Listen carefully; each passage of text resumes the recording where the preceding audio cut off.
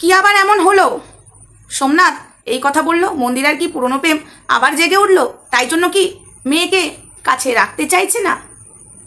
প্রশ্ন কিন্তু আবারও উঠেছে। সোমনাথ কি বলছে সবাই শোনো। একজন মহিলা যে দাঁড়িয়ে গেল, ব্যাস, মানে আমি সমস্ত মহিলাকে অপমান করছি না। আজ ইউটিউবটাই মনে হচ্ছে একদিক থেকে মানে ভালো, একদিক থেকে অভিশাপ। এরকম একটা বিষয়, একটু মানুষ দাঁড়িয়ে গেলে ব্যাস স্বামী বলে লাথি মারে, এরকম একটা বিষয়। কেন স্বামী স্ত্রীর মধ্যে অশান্তি হতেই পারে? এই মানে আমি বুঝতে পারি না এটা এটা এই জিনিসটা আমি মানে আমার নিজেদের দেখেছি। এই জায়গাটা একটা ছেলে যে কি পরিমাণ যে প্রবলেম ফেস করে, কিন্তু একটা ছেলে যায় এক হাতে কখন তালি বাজে না। একদম সোমনাথ, এক হাতে কখনোই তালি বাজে না। কিন্তু কিছু কমেন্ট যে ঘুরঘুর করছে তোমাদের কমেন্ট বক্সে, বন্ধুরা পুরো ভিডিওটা দেখো, কেউ স্কিপ করবে না। স্কিপ করলে অনেক কিছু মিস করবে। সেই সময়ও সোমনাথের পাশে ছিলাম, মন্দিরাকে সাপোর্ট করিনি, শাসনের মতো শাসন করেছি।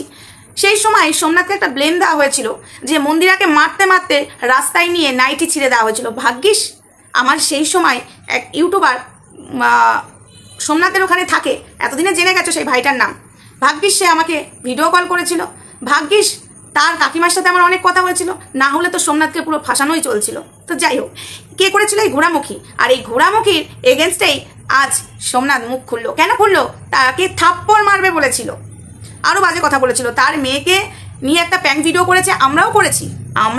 মন্দিরা তুমি এটা ঠিক করনি।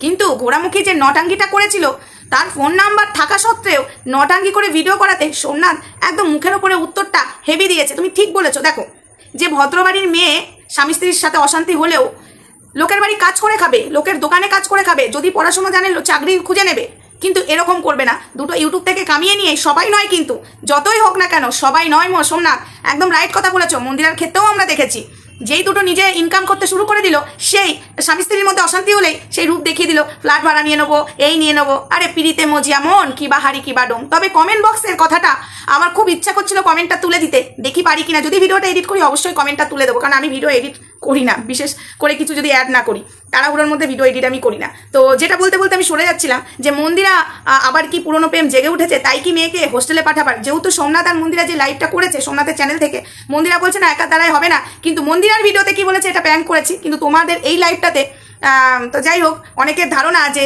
বাচ্চা মেয়েটাকে সরিয়ে দিয়ে একদম খুললাম খাল্লাম পুরনো প্রেম কি জেগে উঠেছে, খুললাম খাল্লাম প্রেম করবে, একদমই না। যাদের মনে এই ধারণাটা, যারা এই কমেন্টগুলো করে ঝগড়া অশান্তির সৃষ্টি করছো, সোমনাথের মনের মধ্যে বিষ ঢোকাবার চেষ্টা করছো মন্দিরার এগেনস্টে, প্লিজ হাত জড়ো করে বলছি এই কাজটা করো না। কেন বলো তো? যে কাজটা তোমরা করতে চাইছো, এই কমেন্টগুলোই কিন্তু সোমনাথকে ভাবাবে। আরও একটা কথা বলছি, আজ নাই ওই একটা দুটো করেছে, এবার তো ডেলি হবে। তার মেয়েকে হোস্টেলে পাঠাবে বলেছে, একদমই ঠিক কথা, কিন্তু এটাও মন্দিরাকে ভাবতে হবে। তো একটা ফোন এসেছিল, তো সেই জায়গা থেকে এই কথাগুলো উঠে আসছে, খুবই খারাপ লাগছে। তো প্রত্যেকটা মানুষকে বলবো সোমনাথকে আর বিষিও না, যে বিষানোটা এই ঘোড়ামুখী বিষিয়েছিল। অবশ্য ঘোড়ামুখীকে ঠিকঠাক জবাব সোমনাথ দিয়েছে, প্রত্যেকটা নারী নয়। ও কিন্তু বলে দিয়েছে কিছু মানুষ, প্রত্যেকটা নারী নয়। একজনের গায়ে লেগে গেছে, হ্যাঁ, প্রত্যেকটা মহিলাকে বলেছে না। সোমনাথ ওখানে উল্লেখ করে দিয়েছে, কিছু সবাইকে বলিনি, তাই না জেনে শুনে কথা বলাটা উচিত নয়, জানো তো। তো যাই হোক, সোমনাথ তুমি যেমন কথাটা ঠিকও বলেছো, তেমন একটা দিকে তুমি ভুলও করেছো। কেন বলো তো?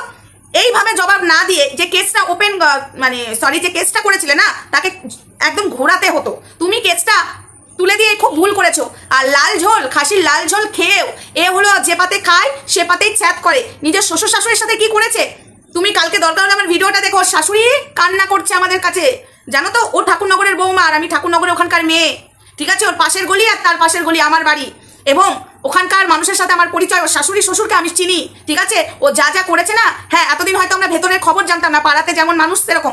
এবার ভেতরের খবরটা যখন জানলাম, ওরে মা গো, ওকে মানে সহ্য করা কঠিন, ঠিক আছে। আর ও নটাঙ্গি করে গেছে, নটাঙ্গি। আর ওর বর পুরো নটাঙ্গি করছে। সোমনাথ তুমি কি জানো কি এখন অনেক কিছু বাকি আছে? নোংরা মহিলা, এর কেসটা তুলে তুমি ভুল করেছো সোমনাথ। এর কেসটা একদম তোলা দরকার ছিল না। এ একটু ঘুরতো ভালো হতো, ঠিক আছে। একে তোমার বাইকে বসিয়েছিলে না সোমনাথ, এ তার যোগ্যতা দিয়েছে, ভাই ভাই করেছে, তার যোগ্যতা আছে। তুমি দিদি বলেছো, দিদির যোগ্যতা কোনো দিনে হতে পারবে না। এ না ভালো মহিলা হতে পেরেছে, না ভালো নিজের মা বাবার মেয়ে হতে পেরেছে, না শ্বশুর শাশুড়ির বৌমা হতে পেরেছে, না নিজের স্বামীর বউ হতে পেরেছে, না পাড়ার ভালো মানুষ হতে পেরেছে। একে যে না চেনে সে এখনো মায়ের গর্ভে আছে। তোমাদেরকে কম কাটা ছেঁড়া করেনি।